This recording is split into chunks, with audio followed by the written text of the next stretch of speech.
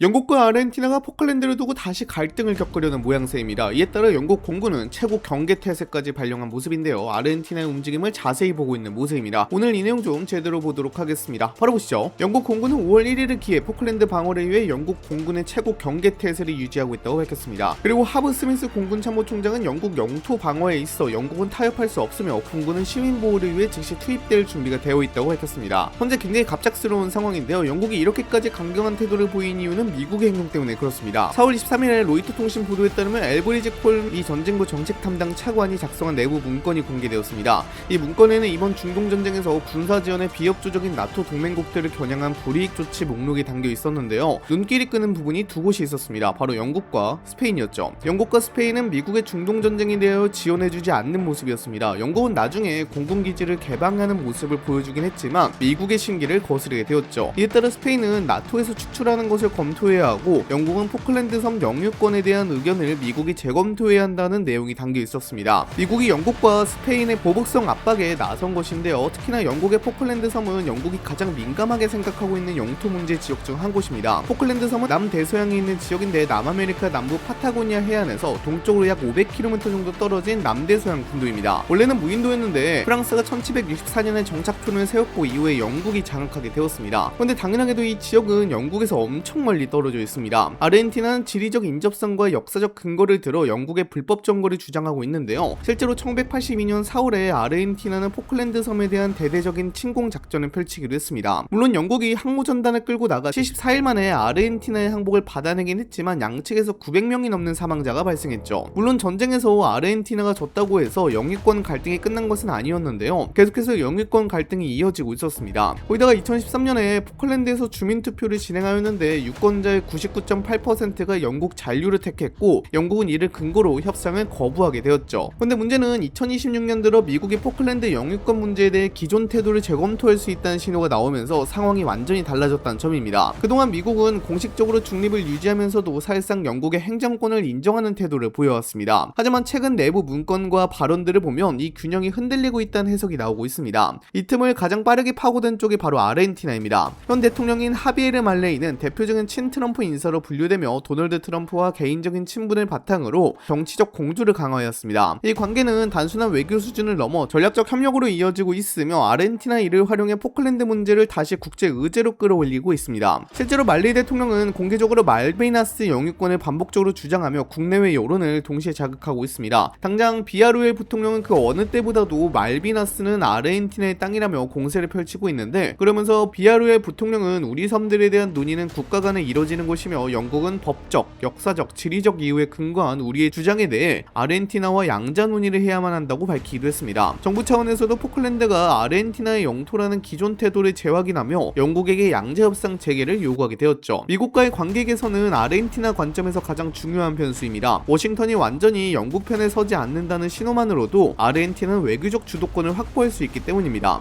이에 따라 포클랜드 문제는 더 이상 지역 분쟁이 아니라 미국, 영국, 아르헨티나가 얽힌 다층적인 외교 갈등으로 확장되고 있습니다. 이렇게 파장이 커지자 미국 국무부는 빠르게 진화에 나섰습니다. 4월 24일 공식 브리핑에서 해당 섬들에 대한 의견은 여전히 중립이라고 밝히면서 영국과 아르헨티나 사이에 상충하는 영유권 주장이 존재한다는 점을 인정했습니다. 동시에 현재 해당 지역에서는 영국의 행정이 사실상 이루어지고 있다는 점도 함께 언급했습니다. 이 발언은 표면적으로는 긴장을 완화하려는 조치로 보이지만 실제로는 여러 해석을 낳고 있습니다. 특히 이 발언에서 핵심은 중립이라는 표현입니다. 그동안 미국은 공식적으로 어느 한쪽의 영유권을 명확히 인정하지 않으면서도 실질적으로는 영국의 통치 구조를 지지하는 태도를 유지했습니다. 하지만 이번 발언은 그 균형을 다시 원점으로 돌려놓는 신호로 받아들여지고 있습니다. 영국으로서는 기존의 묵시적 지지조차 약화한 것으로 해석될 수밖에 없습니다. 더 큰 문제는 이 중립이란 단어가 국제사회에 전달하는 메시지입니다. 포클랜드 제도가 안정적으로 관리되는 영국의 해외 영토가 아니라 여전히 해결되지 않은 분쟁 지역이라는 인식을 강화할 수 있기 때문입니다. 이는 외교적으로 매우 민감한 부분입니다.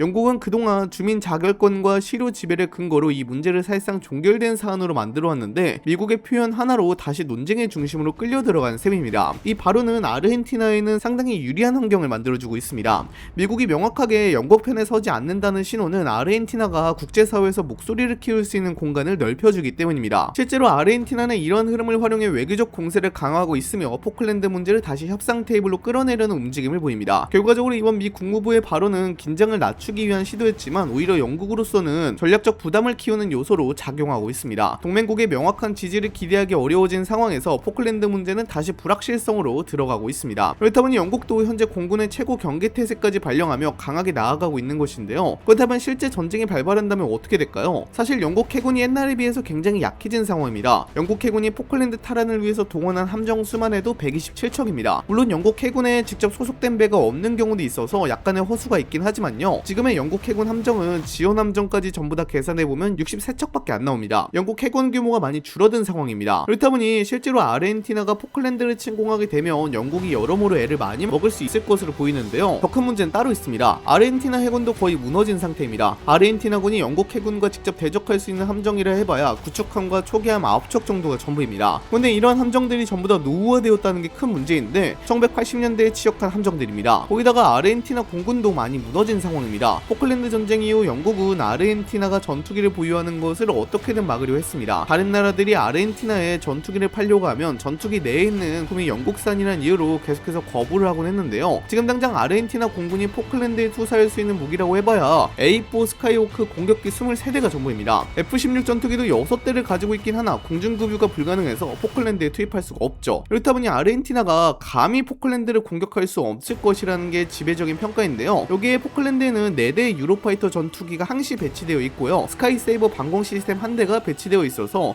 아르헨티나로서는 감히 공격하기가 쉽지 않은 지역입니다. 거기다가 영국은 공군 전력을 신속하게 현지로 파견할 수 있는 시스템을 구축해 놓았는데 한 개의 비행대대는 순식간에 배치할 수 있습니다. 그렇다 보니 현재 시점에서 아르헨티나가 곧바로 군사행동에 나설 가능성은 높지 않습니다. 해군 전력과 공군 전력 모두 과거와 비교해 크게 약화한 상태이고 장거리 작전을 수행할 수 있는 능력도 제한적이기 때문에 포클랜드를 상대로 실질적인 공격을 감행하기에는 부담이 큽니다. 반면 영국은 규모가 줄어들었다는 평가를 받으면서도 여전히 원거리 전개 능력과 공군 전력에서 우위를 유지하고 있고 포클랜드 현재도 상시 방어 체계를 구축해둔 상태입니다. 이 격차를 고려하면 군사 충돌은 아르헨티나 관점에서 위험 부담이 지나치게 큰 선택입니다. 하지만 상황을 바꿔놓은 변수는 미국의 태도 변화입니다. 미국이 명확한 지지 대신 중립을 강조하기 시작한 순간부터 아르헨티나는 외교적으로 활용할 수 있는 공간을 확보하게 됐습니다. 이전까지는 미국의 묵시적 지지가 영국의 방어막 역할을 했다면 지금은 그 장벽의 일부 약해진 것으로 받아들여지고 있기 때문입니다. 이 변화는 군사행동이 아니라 외교 전략의 방향을 바꾸는 요인으로 작용하고 있습니다. 실제로 아르헨티나는 이 기회를 적극적으로 활용하려는 움직임을 보입니다. 국제사회에서 포클랜드 문제를 다시 쟁점화하고 영국을 협상 테이블로 끌어내기 위한 압박을 강화하는 방식입니다. 외무부와 정치지도부가 연이어 강경 발언을 내놓는 것도 같은 맥락으로 볼 수 있습니다. 이는 내부 결속을 강화하는 동시에 외부에 메시지를 전달하는 이중 전략입니다. 앞으로의 전개는 군사 충돌보다는 외교적 공방이 중심이 될 가능성이 높습니다. 미국의 입장이 완전히 고정되지 않은 상황에서 아르헨티나는 시간을 활용해 지지 기반을 넓히고 명분을 축적하려 할 것입니다. 이런 흐름이 이어질 경우 포클랜드 문제는 다시 장기적인 국제 분쟁으로 확대될 가능성이 있으며 긴장은 점진적으로 높아지는 방향으로 전개될 가능성이 있습니다. 제일 중요한 것은 미국의 의중이 어떻게 바뀌느냐에 따라 크게 달라질 것으로 보이는데요. 정말로 트럼프 대통령이 영국을 버리고 아르헨티나를 선택할까요?